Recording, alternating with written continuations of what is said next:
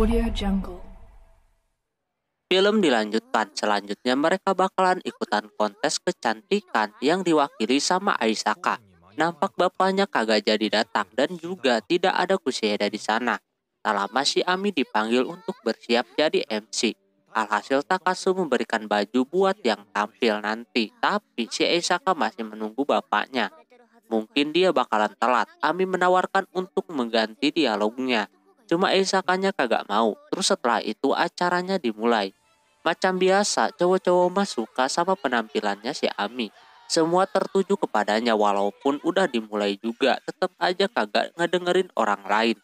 Tak lama si Takasu dapat pesan dari bapaknya Aisaka kalau dia kagak bisa datang. Karena pekerjaannya masih banyak, dia juga kagak bisa tinggal bersama di situ. Dia mulai bersalah atas yang udah dia lakukan kepada si Aisaka. Bisa-bisanya Takasu percaya sama bapak kayak gitu. Terus pas giliran Aisaka, semua orang kaget melihat penampilan si Aisaka yang begitu beda. Nah, dialog yang si Ami maksud adalah ini. Dia akan membuat bapaknya naik ke panggung. Tapi ketika ditungguin itu bapaknya kagak ada. Nampak jadi garing. Pas dia mau balik, malah jatuh. Tapi Takasu mencoba menyemangatinya. Dan Kushida pun sebagai sahabatnya menyemangati. Lalu yang lainnya pun pada ikutan. Aisaka mulai marah dan kagak peduli lagi sama bapaknya dia. Aisaka menunjukkan sebuah atraksi gitu dan selesai. Setelah diumumin ternyata si Aisaka yang dapat juara 1. Cuma dia kagak ada yang ngedampingi. Pas mau sama Takasu panggungnya jadi gelap. Lalu muncul para anggota OSIS bahwasanya mereka mengadakan sebuah lomba lari. Hadiahnya bisa berdansa dan memakaikan mahkota kepada Aisaka plus dansa. Dan juga dikasih catatan bekas si ketua OSIS selama 3 tahun lamanya. Yang lainnya langsung pada semangat. Di luar sana Takasu akan memenangkan pertandingan tersebut. Untuk si Aisaka pas dimulai dia dapat halangan dari yang lainnya. Sampai beberapa kali terjatuh tapi dia ngotot balik menghajarnya. Yang menghalanginya. Dan juga dia naik lewat jaring gitu. Sampai akhirnya Takasu bisa memimpin. Nah si Kushida juga ikutan juga. Ketika udah mau deket, Kushida menyalip si Takasu. Takasu pokoknya udah salah besar di sana. Udah egois sama dirinya sendiri. Tak lama ada klub lari yang kenceng banget yang membuat si Kushida terjatuh. Tapi dia balas dengan bola baseball. Dia menyuruh Takasu untuk meneruskan larinya. Di belakang juga masih banyak, jadi Kushida menghalanginya. Takasu kagak mau finish sendirian. Alhasil dia mengajak Kushida. Lalu finish berduaan dan memakaikan mahkotanya kepada si Aisaka. Malamnya tinggal acara api unggun. Ketua OSIS senang banget festivalnya bisa heboh begitu. Dia pun memuji kinerja si Kitamura. Karena dia lagi ada urusan, dia menyuruh Kitamura untuk bersenang-senang. Di sisi lain si Aisaka merasa salah udah mempercayai bapaknya. Terus datang si Kushida. Aisaka sangat senang bisa bersama-sama lagi. Lalu dia pergi ke si Ami yang lagi digodain. Kushida menceritakan kenapa dia sangat benci sama bapaknya Aisaka. Tahun lalu bapaknya itu melakukan hal yang sama seperti sekarang. Tapi kemarin si Aisaka kagak ngomong kalau dia dekat sama bapaknya lagi. Karena mungkin dia tahu kalau Kushida bakalan marah. Sementara itu si Aisaka diajakin dansa sama si Kitamura. Karena kelas mereka itu menang dalam semuanya mereka merayakannya dan bersenang-senang. Singkat cerita ada pasangan yang senang banget sama si Aisaka. Pas dia mau masuk nampak pada nungguin si Aisaka. Katanya kalau nyentuh si Aisaka akan terjadi hal-hal baik. Inilah yang disebut legenda macan di telapak tangan yang gembira. Tak lama datang si Ami yang justru dia kagak percaya dengan gituan. Jadinya pada ribut dah di sana. Terus pas ada Kushida baru dia mau disentuh olehnya. Dia doang yang boleh menyentuhnya. Setelah itu Takasu masih kepikiran dengan Aisaka yang kini udah kembali ceria. Si Aisaka meminta bekalnya. Di sisi lain banyak orang yang ngegosipin si Aisaka sama si Kitamura. Nampak si Aisaka mah senang banget kalau ada yang membicarakannya, apalagi tentang Kitamura. Aisaka sengaja dia ngomongin gurunya yang jomblo. Setelahnya makan bareng bersama Kushida. Lagi-lagi dia kagak tenang, banyak orang yang memperhatikannya. Terus datang juga si Kitamura yang mau ikutan makan. Dia menanyakan isu-isu yang udah beredar tentang mereka berdua. Aisaka yang lagi makan keselak dikasih minum dia kagak mau. Maunya jus jeruk, jadinya Takasu mengambilnya. Nah di sana dia bertemu dengan si Ami yang lagi nelpon dengan seseorang. Dia sangat bandel sekali memencet kopi, padahal dia maunya jus jeruk. Akhirnya karena si Takasu kelamaan, si Aisaka marah. Terpaksa dia minum air keran. Nah, di sana ada seseorang yang melempar minumannya ke mukanya si Aisaka. Nampak dia orang yang pernah ditemui sebelumnya. Dia cuma mau menyentuh si Aisaka doang, tapi dia takut gitu. Lalu Aisaka mengajak untuk melihat mading karena banyak foto-foto. Padahal si Takasunya masih sedikit makannya. Secara terpaksa dia ikut melihat foto-foto dan mana yang pengen mereka beli. Di situ juga ada si Kushida yang udah milih banyak banget. Macam biasa tuh orang berdua mah ribut mulu. Kushida bakalan mengambil banyak foto. Dia kepo pengen tahu foto yang mana yang mau diambil sama si Takasu. Ternyata foto berdua ketika lomba lari itu. Alhasil dia mengambilnya juga. Sampai dia kepikiran sama pilihan fotonya. Ami memberitahu dia yang suka dipoto yang dikirim kemana-mana biasa aja. Jadi kalau fotonya ada di manapun, itu cuma foto doang. Ketika pulang sekolah, Ami dan teman-temannya mau ke sebuah tempat. Sebelum itu dia melihat gurunya yang nampak sedih banget, belum menikah-nikah. Di situ Ami mencoba memuji penampilannya, alhasil dia kagak murung lagi. Di sisi lain Takasu bertanya mau makan apaan, Aisaka pengen makan daging. Tak lama ada orang yang tadi lagi, kini dia aneh banget kayak mau mengintip gitu. Alhasil dikejarlah dia sama si Aisaka. Sementara itu pacarnya ada di atas melihatnya lagi dikejar-kejar. Di situ juga ada Kitamura yang melaporkan kepada si ketua.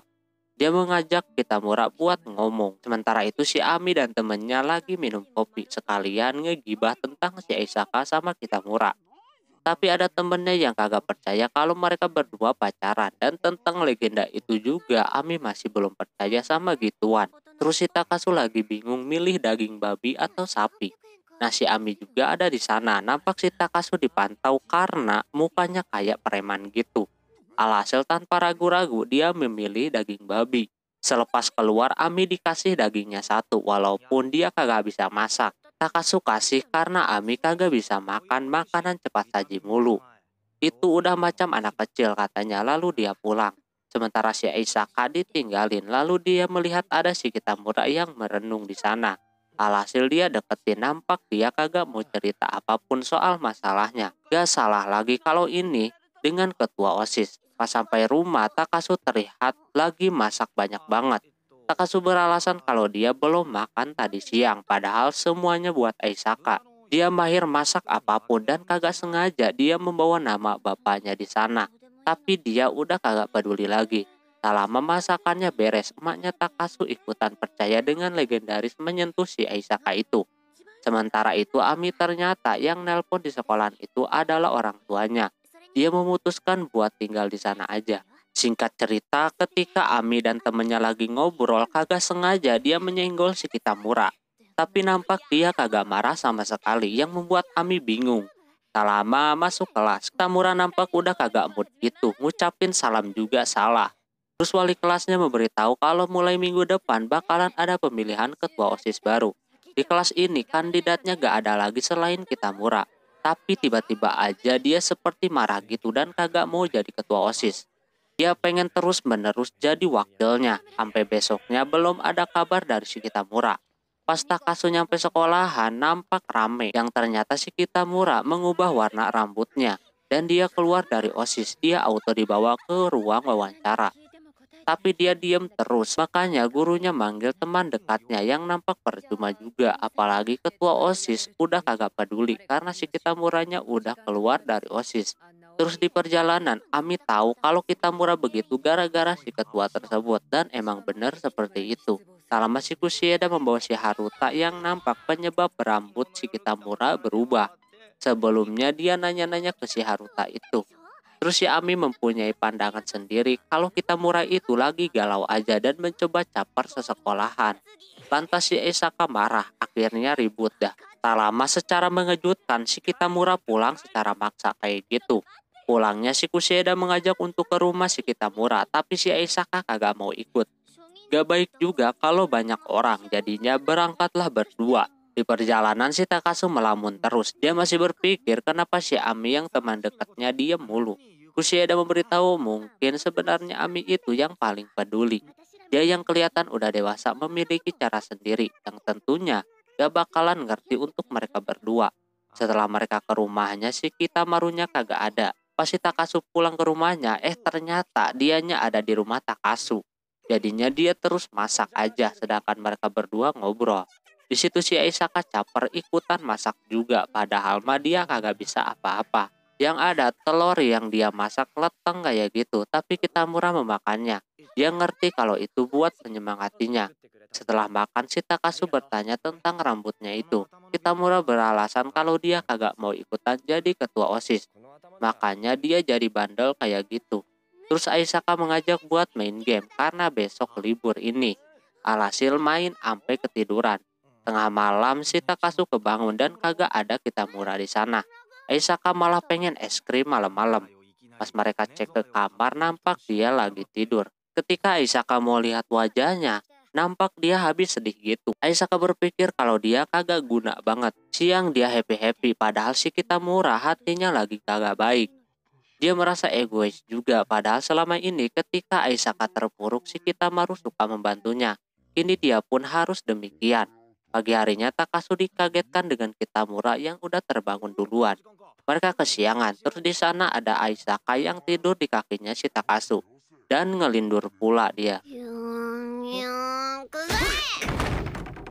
にしては素晴らしい所定だったぞ。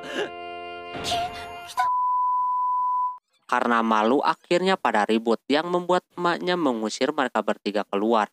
Lalu si Kitamura mengajak mereka berdua ke tempat baseball. Kitamura kelihatan macam melampiaskan amarahnya di sana. Si Aisaka juga nyobain. Dia lumayan jago juga memainkan baseball. Singkat cerita sorenya mereka pulang. Dan emaknya Takasu menyuruh mereka berdua menahan si Kitamura. Dia dapat amanah dari bapaknya buat mengubah warna rambutnya lagi. Kan dia mau jadi ketua OSIS, lantas dia kagak mau dan langsung pulang. Setelah itu Aisaka mulai kepikiran dengan kasus si Kusieda sebelumnya. Dia mengatakan kalau dia kagak suka horor, tapi nyatanya malah kebalikannya. Bisa jadi si Kitamura demikian. Besoknya ketika masuk di pemilihan ketua OSIS, secara tiba-tiba si Aisaka mencalonkan diri dan menyampaikan pidatonya yang serem banget. Ampe murid lain kagak mau si Aisaka terpilih. Ditambah si Kitamura juga kagak nyalonin, jadi mau gak mau. Kebetulan si Kitamuranya ada, dia nampak kagak peduli gitu. Tak lama gurunya datang. Dia cuma mau ngecek tapi kena mic. Ternyata si Aisaka melakukan itu supaya memancing Kitamura biar mau jadi kandidat ketua OSIS lagi setelah melihat betapa hancurnya kalau sama Aisaka. Mereka udah bekerja sama dengan teman sekelasnya untuk tidak mendukung si Aisaka. Gurunya memperingati kalau semisal sampai Jumat kagak ada kandidat lain, secara terpaksa Aisaka yang akan menjadi ketua OSISnya. Tapi dia yakin kalau Kitamura gak tinggal diam. Alhasil si ibu mendukung rencana mereka dan mereka berdua berusaha menyebarkan brosur kemana-mana. Sampai akhirnya tinggal menyisakan 1 hari lagi. Belum ada perubahan juga sama si Kitamura. Tak lama ada telepon masuk dari anggota OSIS.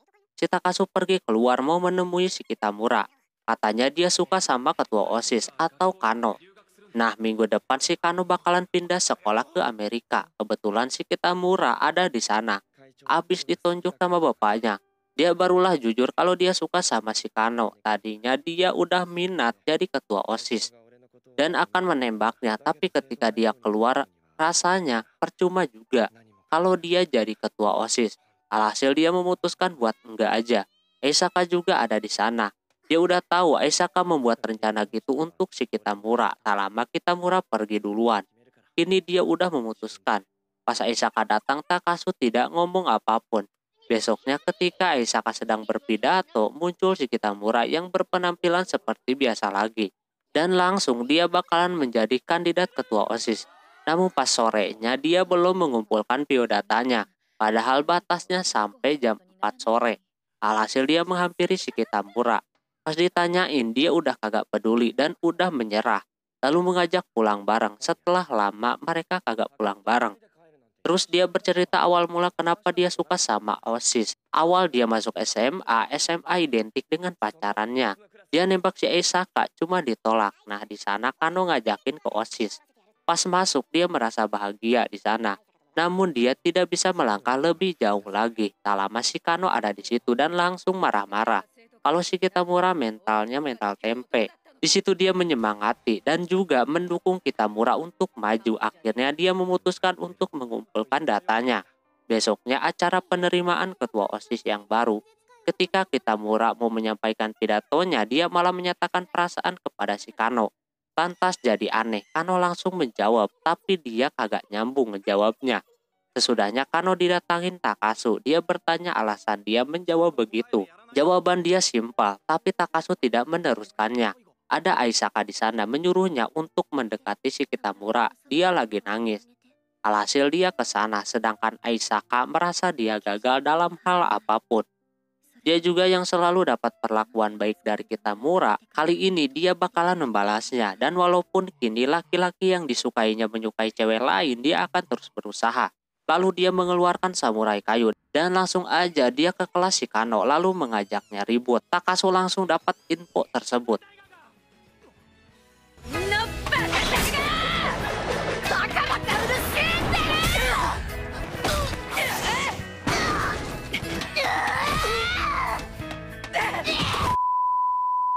Sampai akhirnya mereka babak belur dan dipisahkan sama si Takasu. Tapi Aisaka masih belum terima. Si Kano menjawab seperti itu ke si Kitamura. Akhirnya dia jujur dah. Kalau dia sampai bilang suka juga, nanti si Kitamura bakalan terus mengikuti si Kano. Jadinya dia ngomong kayak tadi. Biar Kitamura bisa fokus. Tak lama Kitamuranya datang dan langsung berterima kasih. Sorenya buku milik si Aisaka jatuh. Nah di sana ada foto Aisaka sama si Kitamura. Ami mengambilnya. Dia yang akan mengembalikannya. Nah, entah di situ si Kushida seperti diberi kode. Sejak saat itu Kano udah keluar. Dan Aisaka diskor selama 2 minggu lamanya. Terus dia dapat surat permintaan maaf. Yang kayaknya dari si Kano atau dari si Ami. Karena mukanya mirip banget. Oke, mungkin segitu dulu untuk video kali ini. Mohon maaf bila ada kesalahan dalam penyebutan nama tempat atau yang lainnya. Dan sampai jumpa di video selanjutnya. Jamatane, bye-bye.